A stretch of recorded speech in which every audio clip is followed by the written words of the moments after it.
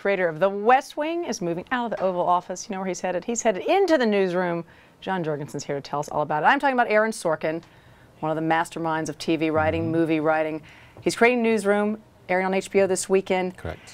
What are the odds that a show about a newsroom, right, is going to resonate with the public and in a time when all we're talking about is like the internet and that medium? Right. I mean, that's an interesting point, and I think that Sorkin's argument would be that he's been able to take these workplace dramas in places we've never been before and aren't familiar, such as the White House in the case of the West Wing, and make them accessible to a mainstream audience that maybe didn't think they might care about what happened in the White House or you know, in perhaps the newsroom itself. And you cover TV and entertainment extensively for us, and you spoke to Sorkin very recently in an extensive interview that'll run in the Friday Journal section tomorrow.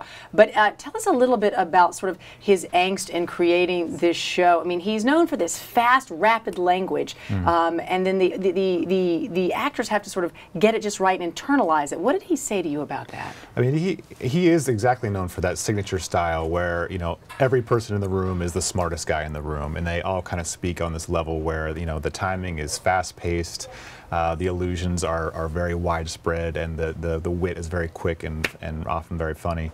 But it's often not the kind of way we speak in normal terms. Right. So he demands a lot from his actors, and they go through great contortions to learn this dialogue.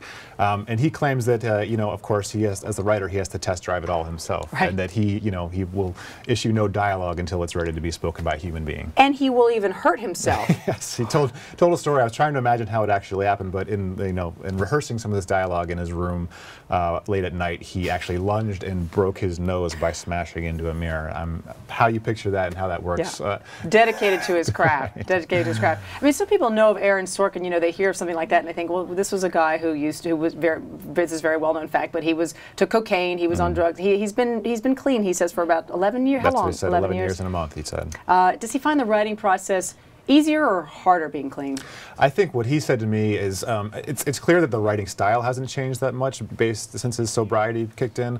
I think what he describes it as is his reaction to his writing. He was able to fool himself that his writing was better when perhaps it wasn't when he was using drugs. That's the way he put it to me. But I don't think that he claims that his style of writing or his method has changed that much. Now, the news media, obviously a target audience for people who want to watch this, but he's taken some early hits with critics on this, John, and this season's all wrapped up. He can't fix it.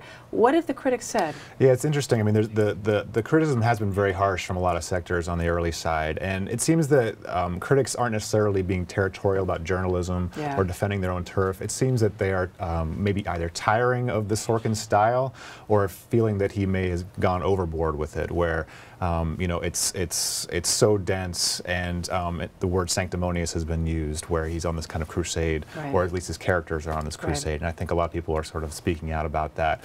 You know, his answer to that is that he doesn't try and send a message through his writing, that he's not, you know, a brilliant guy. He says that he's essentially a ventriloquist for brilliant people.